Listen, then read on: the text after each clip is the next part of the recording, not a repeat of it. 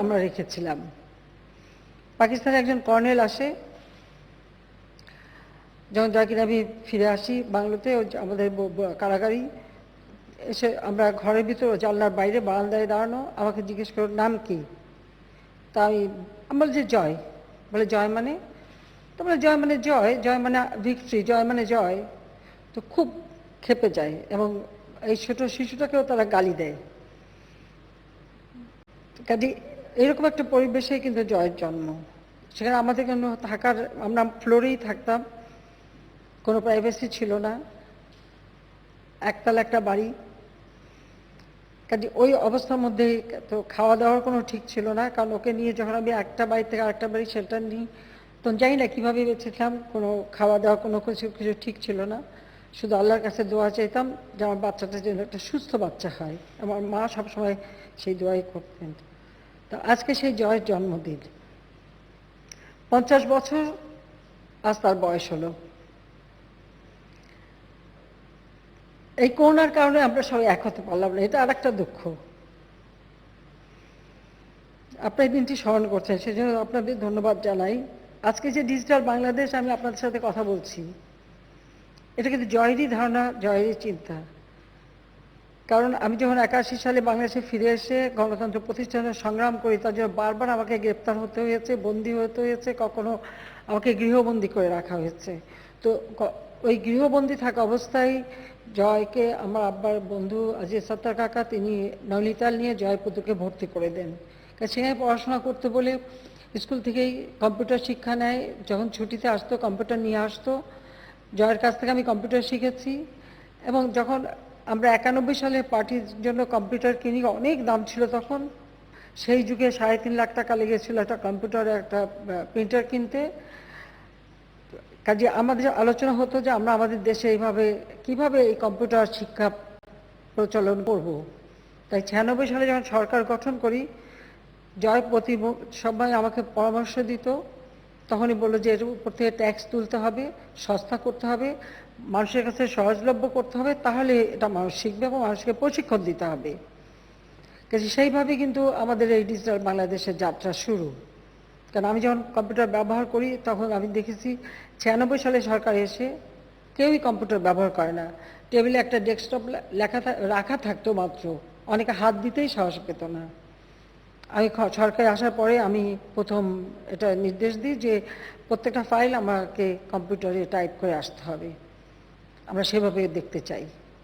এবং এরপর submarine cable কীভাবে, একটা কমিটি, ন্যাশনাল কমিটিও আমি করে দিয়েছিলাম যে কিভাবে আমরা এই নতুন প্রযুক্তিটা আরও ব্যাপকভাবে প্রচার করতে পারি, প্রসার ঘটাতে পারি, প্রশিক্ষণ দিতে পারি। তো এগুলি গোছাতে গোছাতে অনেক সময় চলে যায়। তারপরে তো তখন মানুষ কিছু কিছু আস্তে আস্তে এই 5 বছরে ব্যবহার করা শুরু করে। তখন ল্যাপটপ ব্যবহার করা এবং কম্পিউটার ব্যবহার করা, আমাদের প্রত্যেক অফিসে কম্পিউটার ব্যবহার করা ততদিনে শুরু হয়ে যায়। এমনকি আমাদের বিদেশি দূতাবাসেও ব্যবহার হতো না। এমনকি আমেরিকায় আমাদের যে দূতাবাসটা আমরা বিল্ডিং টিল্ডিং তৈরি করে দিই, কিন্তু সেখানেও কেউ কম্পিউটার ব্যবহার করতো না। আমাদের যদি কোনো কাজ করতে হতো, তো জয় চাকরি করতো, চাকরি করে এসে সে ওগুলি টাইপ করে কাজ করে আবার আমাকে ইমেলে পাঠাতো। আমি ওখান থেকে সেগুলি আবার প্রিন্ট আউট করে আমাদের অফিসার সকলকে হাতে দিতাম যে এটা এইভাবে এইভাবে এটা করতে হবে। কয়েকটি ব্যাপার নিয়ে যথেষ্ট আমাদের এভাবে কাজ করতে হয়েছে এক সময়।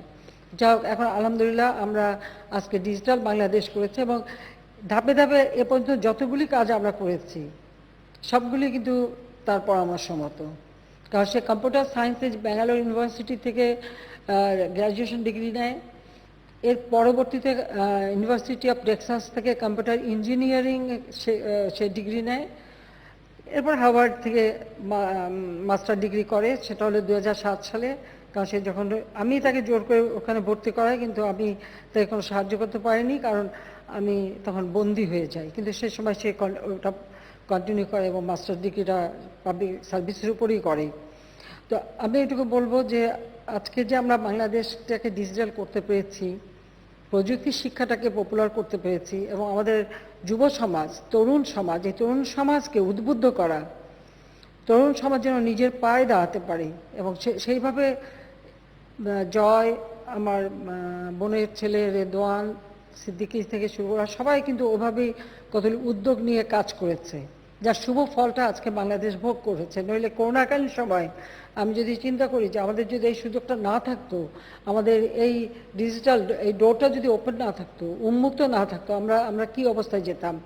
আমাদের সরকার চালানো মুশকিল হয়ে যেত, মানুষের জীবনযাত্রা মুশকিল, একটা বিরাট প্রতিবন্ধকতা সৃষ্টি হতো।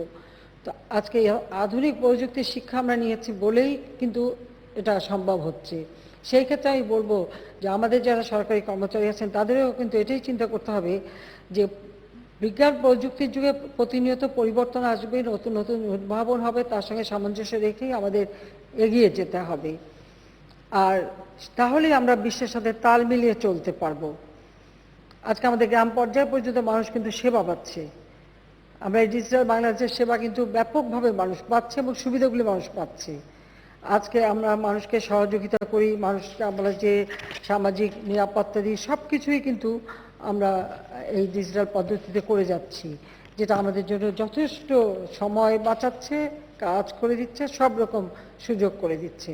কারণ সরকার গঠন করা বা ক্ষমতায় আসা এটা শুধু ভোগ বিলাসের বিষয় নয়, বা আমি প্রধানমন্ত্রী হয়েছি দেখে মহা কিছু হয়ে গেছে তা নয়। এটা একটা বিরাট দায়িত্ব। সেই সাথে আমার যারা সহকর্মী, বিশেষ করে সরকারি কর্মচারী যারা, আপনাদেরও দায়িত্ব।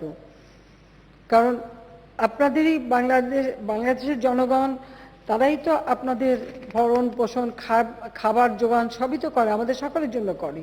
যে তাদের জন্য আমরা কতটুকু কি করতে পারলাম, তাদের কতটুকু দিতে পারলাম, সেটাই হচ্ছে সবথেকে বড় বিষয়। তাদের তাদের সার্বিক উন্নয়নটাই হচ্ছে আমাদের দায়িত্ব, সকলের দায়িত্ব, যে যেখানেই সরকারে আসুক। কাজে সেটা যদি না হয় তাহলে কিন্তু একটা দেশ এগোতে পারে না। আজকে যে অল্প সময়ের মধ্যে আমরা যে এত উন্নয়ন করতে পারলাম, স্বল্পোন্নত দেশ থেকে আমরা দেশকে আজকে উন্নয়নশীল দেশে উন্নীত করতে পেরেছি। আমি ধন্যবাদ জানাই আমাদের সরকারি অফিসার কর্মচারী সকলকে, যে প্রত্যেকে আন্তরিকতার সাথে কাজ করেছেন। আমরা যে পরিকল্পনাগুলি নিয়েছি সেগুলি বাস্তবায়ন করেছেন, এবং সে যা কাজটাকে গ্রহণ করে সেগুলি প্রতিপালন করেছেন, এবং মানুষ তার শুভ ফলটা পেয়েছে বলেই দেশের উন্নতিটা হয়েছে। এটা যদি না হতো তাহলে কখনো আমরা এত তাড়াতাড়ি উন্নতি করতে পারতাম না। আমি যতই ভালো চিন্তা করি, কিন্তু যারা কাজ করবে তারা যদি কাজ না করে তো আমি কোথা থেকে করব। তাই আমি মনে করি যে আমাদের জনপ্রশাসন যারা আছেন তারা জনগণের সেবা করা, এটা জাতির পিতাও আমাদেরকে সেই নির্দেশই দিয়েছেন। তিনি কিন্তু তার একটা বক্তৃতা, যেটা তিনি 1975 সালের 10 জানুয়ারি পুলিশ সপ্তাহ উপলক্ষে সরকারি কর্মচারীদের উদ্দেশ্যে বলেছিলেন। আমি সেই ভাষণের একটি অংশ কোট করে শোনাই, মানে ওইটুকু আমার মনে হয় যথেষ্ট, এরপর বক্তৃতা দেওয়ার প্রয়োজন হয় না। জাতিপিতা বলেছিলেন, কোট, সমস্ত সরকারি কর্মচারীকেই আমি অনুরোধ করি, যাদের অর্থে আমাদের সংসার চলে তাদের সেবা করুন। যাদের জন্য, যাদের অর্থে আজকে আমরা চলছি, তাদের যাতে কষ্ট না হয় তার দিকে খেয়াল রাখুন। যারা অন্যায় করবে আপনারা অবশ্যই তাদের কঠোর হস্তে দমন করবেন, কিন্তু সাবধান, একটা নিরপরাধ লোকের উপরও যেন অত্যাচার না হয়, যাতে আল্লাহর আরশ পর্যন্ত কেঁপে উঠবে। আপনারা সেই দিকে খেয়াল রাখবেন। আপনারা যদি অত্যাচার করেন, শেষ পর্যন্ত আমাকেও আল্লাহর কাছে তার জবাবদিহি করতে হবে, কারণ আমি আপনাদের নেতা, আমারও সেখানে দায়িত্ব রয়েছে। আপনাদের প্রত্যেকটি কাজের দায়িত্ব শেষ পর্যন্ত আমার ঘাড়ে চাপে, আমার সহকর্মীদের ঘাড়ে চাপে। এই জন্য আপনাদের কাছে আমার আবেদন রইল, আমার অনুরোধ রইল, আমার আদেশ রইল, আপনারা মানুষের সেবা করুন। মানুষের সেবার মতো শান্তি দুনিয়ার আর কিছুতে হয় না। একটা গরিব যদি হাত তুলে আপনাকে দোয়া করে, আল্লাহ সেটা কবুল করে নেন। আনকোট। তো গুরুত্বপূর্ণ কথা তিনি বলেছেন, এরপর তো আর কিছু বলার থাকে না। কাজে আমি আমাদের প্রিয় সরকারি কর্মচারীগণ সবাইকে আমি এটুকু অনুরোধ করব, জনগণের সেবা করা, দেশের সেবা করা, এটাই হচ্ছে কাজ, সবথেকে বড় কাজ। আজকে বাংলাদেশ এগিয়ে যাচ্ছে। এই করোনার জন্য আমরা অনেকটা পিছিয়ে গেছি, তারপরেও আমি মনে করি যে মাঝেও যে আমরা কাজ করে যাচ্ছি, সেখানে আপনাদের অবদান রয়েছে। এবং এই করোনায় মানুষের সেবা করতে যে আমাদের প্রশাসন থেকে শুরু করে আমাদের আইন শৃঙ্খলা রক্ষাকারী সংস্থা থেকে শুরু করে অনেকেই কিন্তু জীবন দিয়ে গেছেন। এমনকি আমাদের দলের নেতাকর্মীরা, সহযোগী সংগঠনের নেতাকর্মী, তারাও কিন্তু সারাক্ষণ সক্রিয় রয়েছেন এবং মানুষের পাশে। এবং আমরা কিন্তু আমাদের অনেক নেতাকর্মীকে হারিয়েছি, কারণ দিনের পর দিন তারা রিলিফ দেওয়া, মানুষের পাশে দাঁড়ানো, লাশ দাফন থেকে শুরু করে সব ধরনের কাজে তারা সহযোগিতা করে মানুষের পাশে যাচ্ছেন। আর যার ফলে অনেকেরই করোনা হয়ে মারা গেছেন, অনেকজন আমরা ইতিমধ্যে হারিয়েছি। আমি সকলেরই আপনার মাগফিরাত কামনা করি। যাক, আপনারা এর ভিতরে আমরা দেখেছি যে অনেকে চমৎকার উদ্ভাবনী কাজ করেছেন, যা দেশের কল্যাণে কাজে লাগছে, মানুষের কল্যাণে কাজে লাগছে। এবং এই কাজগুলি আজকে আপনি যেটা করবেন, আপনার ভবিষ্যৎ বংশধর তার সুফল ভোগ করবে। কাজে এভাবেই দেশকে আমাদের এগিয়ে নিয়ে যেতে হবে, যে আগামী দিনে বাংলাদেশের উপরে অনেক বারবার আঘাত এসেছে, অনেক ঝড়ঝাপটা গেছে। অন্তত এর মাঝেও আমি বলবো 2009 আমরা সরকার গঠন করলাম, 2009 থেকে 2021, এর মাঝেও কিন্তু আমাদেরকে অনেক প্রতিবন্ধকতা সম্মুখীন হতে হয়েছে, কিন্তু একে একে সেগুলি কিন্তু আমরা মোকাবেলা করে এগিয়ে যাচ্ছি। তো এটা থাকবে। তারপর আসলে শেষ এই করোনা। কাজে এই করোনার হাত থেকেও ইনশাল্লাহ আমরা মুক্তি পাবো। ইতিমধ্যে ভ্যাকসিন কেনা আমরা শুরু করেছি, ভ্যাকসিন দেওয়া শুরু হয়েছে এবং ব্যাপকভাবে ভ্যাকসিন দিয়ে দিতে হবে, যাতে অন্তত আমাদের দেশের সকলেই যেন সুরক্ষিত থাকে। ইতিমধ্যে আমি নির্দেশও দিয়েছি যে পরিবার যারা, এমনকি পরিবার শুধু না, কাজে বাড়িতে যারা কাজ করে বা ড্রাইভার থেকে তাদেরকেও যেন ভ্যাকসিনটা দিয়ে দেওয়া হয়, তাহলে সবাই সুরক্ষিত থাকতে পারবে। তো ওই জন্য যত টাকা লাগে, আমরা যত ভ্যাকসিন দরকার হবে আমরা কিনবো, আর ভবিষ্যতে আমরা বাংলাদেশে ভ্যাকসিন তৈরি করব, যাতে ভবিষ্যতে মানুষের কোনো অসুবিধা না হয়, সেটাই আমরা করব। সেই সাথে সাথে আপনারা বিভিন্ন মাঠ পর্যায়ে কাজ করেন। মাঠ পর্যায়ে কাজ করলে আপনারা আরও বেশি জানার সুযোগ পান, মানুষের সুবিধা অসুবিধাগুলি জানতে পারেন, কিভাবে এক একটা এলাকার অর্থনৈতিক উন্নয়ন করা যায় সেটা আপনারা সবথেকে ভালোভাবে অনুধাবন করতে পারেন। এবং আমি আশা করি সেইভাবেই আপনারা ভবিষ্যৎ পরিকল্পনা কিভাবে নেওয়া যায়, কিভাবে মানুষের সেবা করা যায়, মানুষকে একটু কীভাবে উন্নত জীবন দেওয়া যায় সেদিকে বিশেষভাবে দৃষ্টি দেবেন, যেন আমরা জাতির পিতার স্বপ্ন পূরণ করতে পারি, সেটাই আমরা চাই। সাথে আমি এটুকু বলবো যে ভালো কাজে যেমন আপনি পুরস্কার পাবেন, আবার কেউ যদি কোনো খারাপ কিছু করে তাদের কিন্তু ক্ষমা নেই, তাদেরও কঠোর শাস্তি পেতে হবে। এই শৃঙ্খলাটা থাকতে হবে, এই নিয়মটা থাকতে হবে, সেটাও অবশ্যই আমরা করব। যাক, আমি জাতির পিতার আরেকটি কোট আপনাদের সামনে তুলে ধরতে চাই। সেটা তিনি যখন ফিরে আসলেন ওই বছরে 1972 সালে 4 নভেম্বর গণপরিষদে তিনি যে ভাষণ দিয়েছিলেন, আমাদের সংবিধান যখন গ্রহণ করা হয় এবং সংবিধান মাত্র 9 মাসের মধ্যে তিনি আমাদের একটা সংবিধান উপহার দেন। তো সেই সংবিধান উপস্থাপনকালে তিনি যে ভাষণ দেন গণপরিষদে, আমি সেটা কোট করছি। তিনি সেখানে বলেছিলেন, সরকারি কর্মচারীদের অনুশাসন দিয়ে বলেছিলেন, কোট, সরকারি কর্মচারীদের মনোভাব পরিবর্তন করতে হবে যে তারা শাসক নন, সেবক। জাতির পিতা তার এই চিন্তাধারার প্রতিফলন ঘটান আমাদের সংবিধানেও। সংবিধানের 21-2 অনুচ্ছেদে স্পষ্ট কিন্তু লেখা রয়েছে, সেখানে বলা হয়েছে, সকল সময় জনগণের সেবা করিবার চেষ্টা করা প্রজাতন্ত্রের কর্মে নিযুক্ত প্রত্যেক ব্যক্তির কর্তব্য। কাজে এটা কিন্তু সংবিধানের নির্দেশ। কাজে যে সংবিধান নিয়ে আমাদের দেশটা পরিচালিত হচ্ছে, সেটা আশা করি সকলে মনে রাখবেন। কাজে আমি এটুকু বলবো যে আজকে ডিজিটাল সেন্টার সারা বাংলাদেশে মানুষ সেবা পাচ্ছে, মানুষের জীবন অনেকটা সহজ হয়ে গেছে। প্রায় আমি বলবো যে আমরা প্রথমে শুরু করলাম, সেখানে প্রায় 5275টা আমরা ডিজিটাল সেন্টার করে সেখানে মানুষের সেবা দেওয়ার শুরু করেছিলাম, যেখানে একজন নারী, একজন পুরুষ, একটা ছেলে, একটা মেয়ে, তারা উদ্যোক্তা। সেইভাবে একদম সেই চরকুকরিমুখী থেকে আমরা উদ্বোধন করলাম। অর্থাৎ একেবারে রিমোট এলাকা, যে এলাকাগুলি দুর্গম এলাকা, যে এলাকার মানুষের জীবন জীবিকার কোনো সুযোগ থাকে না, সেই এলাকাগুলি আমরা বেছে নিয়েছি। এবং আমাদের অর্থনৈতিক নীতিমালায়ও আমরা গ্রাম তৃণমূল পর্যন্ত অর্থ সরবরাহ করা এবং মানুষের জীবনমান উন্নত করা, অর্থাৎ তৃণমূল থেকে মানুষকে তুলে নিয়ে আসা, সেদিকে লক্ষ্য রেখেই কিন্তু আমরা কাজ করে যাচ্ছি। সেই ক্ষেত্রে আমি মনে করি আপনাদেরও সেইভাবেই দায়িত্ব পালন করে যেতে হবে। যাক, এই মহামারী আজকে শুধু অর্থনৈতিক ক্ষেত্রে না, অর্থনৈতিক ক্ষেত্রে, সামাজিক ক্ষেত্রে, শিক্ষার ক্ষেত্রে, সকল ক্ষেত্রেই একটা সমস্যার সৃষ্টি করেছে। এখান থেকে আমাদের যত দ্রুত মুক্ত হওয়া যায়, বাংলাদেশকে মুক্ত করা যায়, সেদিকে আমাদের দৃষ্টি দিতে হবে। মানুষ যাতে স্বাস্থ্য সুরক্ষার নিয়মগুলি মেনে চলে, সে ব্যাপারে তাদেরকে সচেতন করতে হবে। এবং আমরা যাই হোক, ইতিমধ্যে প্রায় 1,87,00,000 মানুষ টিকা পেয়েছে। বাংলাদেশে কোনো মানুষ মানে টিকা পাওয়ার যারা মানে বয়স হয়েছে বা বুঝে তারা কেউ বাদ যাবে না। আমাদের ছাত্র শিক্ষক থেকে শুরু করে আমরা সকলের জন্যই এই টিকা ক্রয় করতে থাকবো, আনতে থাকবো এবং দিতে থাকবো। সেই ব্যবস্থাটাও আমরা অবশ্যই করব, সেইভাবে আমরা করে যাচ্ছি। এক্ষেত্রে মানুষকে একটু সচেতন করা, আপনারা নিশ্চয়ই এটা করবেন। তা আমি এটুকুই বলবো যে আমরা শুধু আপনাদের দিয়ে কাজ করিয়ে নেই না। আমি সরকারে আসার পর আমাদের সরকারি কর্মচারীরা যাতে ভালোভাবে বসবাস করতে পারেন, আবাসন সমস্যাগুলি সমাধান করা, ভালো ফ্ল্যাট নির্মাণ করে দেওয়া, এমনকি আপনারা যাতে প্লট কিনতে পারেন তার জন্য ঋণ ভর্তুকি সহ ব্যাংক ঋণের ব্যবস্থা করা, গাড়ির চলাচলের জন্য ব্যবস্থা করা, সব ধরনের সুযোগ সুবিধা আমি সৃষ্টি করার চেষ্টা করেছি।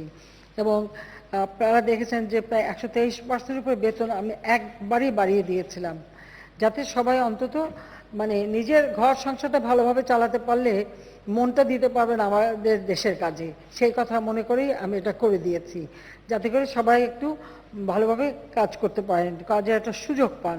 আমাদের এই ফ্ল্যাট নির্মাণ করে আবাসন সমস্যার সমাধান, এটা শুধু ঢাকা জেলায় না, আমরা জেলা উপজেলা পর্যায় পর্যন্ত নিয়ে যেতে চাচ্ছি, যাতে যখন যেখানে দায়িত্বে যাবেন বা ইউনিয়ন পর্যায়ে দায়িত্বে যাবেন, যেন ভালোভাবে একটু বসবাসের ব্যবস্থা পেতে পারেন, সুরক্ষিত থাকতে পারেন, সেই চিন্তা আমার রয়েছে। আমরা সেভাবেই কিন্তু কাজ করার চেষ্টা করে যাচ্ছি।